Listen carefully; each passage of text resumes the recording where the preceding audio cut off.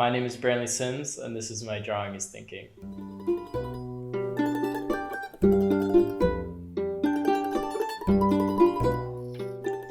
Drawing is Thinking, to me, reminds me of the similar ways in which mathematicians and artists are curious about the world and about the way that human beings perceive things, and sort of how they both have this mission to uncover deeper and deeper ways in which we're constantly viewing the world. Fractals are something that are sort of mathematically really beautiful too, because, well, they're nice to look at, but they also represent a lot about how we actually see the world. And you might have seen fractals before in videos where you'll look at some sort of pattern or image and zoom in on one little part of it. But as you zoom in, you're not seeing, an opposite or, different image like you would if you're observing something through a microscope. What you're actually seeing is the same image recur over and over again the more you zoom in. And so fractals satisfy something called self-similarity, which is exactly that concept I just mentioned. And there are two really sort of famous ways that fractals appear. There's the Coke Snowflake, I believe that's the right way to pronounce it. And then there's a fractal tree. Both are really sort of interesting. I'll start with the fractal tree because I'm not going to really talk about the mathematics behind it, but it's still pretty cool. And of course, this isn't really to any sort of scale. I'm just going and creating this never-ending tree of smaller and smaller branches that branch off like this. And so you can see what I'm saying is the more and more you zoom in, you're actually observing the same image, and it's sort of soothing to do this. So I'm getting a little carried away, but that's the basic of it, the basic idea. The Coke Snowflake is a little bit easier to analyze the interesting math behind a fractal. So if we take an equilateral triangle, all sides being the same, as best as I can draw it, and we say, okay, well, we have a three-sided object here. So if we separate each side into three equal parts, like this, then draw from it the same object, an equilateral triangle, in the middle of each. So like this. Okay, then what we've done is we've changed the perimeter of the object, and that's something that's sort of profound and interesting about fractals, is that we're having this ever-increasing perimeter.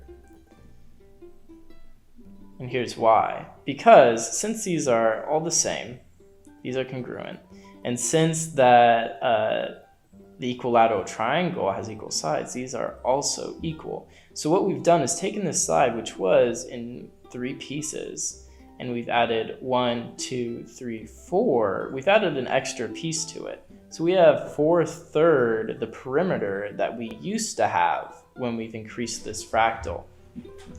And so, of course, it being a fractal, we would do this with all the sides again, and we would go around like this, keep adding triangles, and all the while, our perimeter would just be getting bigger and bigger and bigger, even though these triangles are getting smaller and smaller and smaller. You can go around forever. It's sort of like the fractal tree. So what's interesting about this is that we have a perimeter that's forever increasing. However, since these triangles keep getting smaller and smaller and smaller, they won't actually ever increase in size greater than the bounds of the fractal's largest pieces here.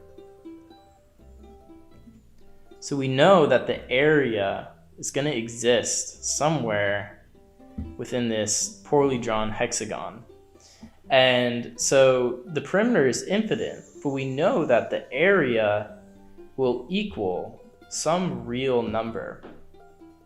And so that's sort of an interesting and abstract concept to take in, because yeah, we have the area, we know that exists. But what we're grappling with here is to analyze what the actual shape looks like, what its perimeters look like, what its, for lack of a better word, but maybe not texture, what its outsides are. And that is something that, our human brain can't really comprehend, because it gets, infinitely smaller and smaller and smaller. That also talking about the perimeter, if you want to talk about calculus, since if we're looking at the graph of it as a perimeter, that means that it's also indifferentiable. Just a little add-on there. What we have here is we have a thing. We know we have something there because we can find its area, but we don't really know what it looks like, or at least we can't comprehend what it looks like. And so that seems like a really abstract concept, something that is, totally wacky, you learn in high school, or it's, you never want to think about ever again because it's just, so bizarre. But this actually is something that might be a little bit closer to life than some of the geometric shapes we learned in elementary school and grew comfortable with. For example, if we have just, some island, let's say, that looks like this, or just any object. It could be, if we're matching the perimeter of, say, this is a potato or something, and we're going to say, okay, so this is about the perimeter. But, obviously we're going to say, well, hold on, that's not exactly the perimeter. The perimeter probably more looks something like this.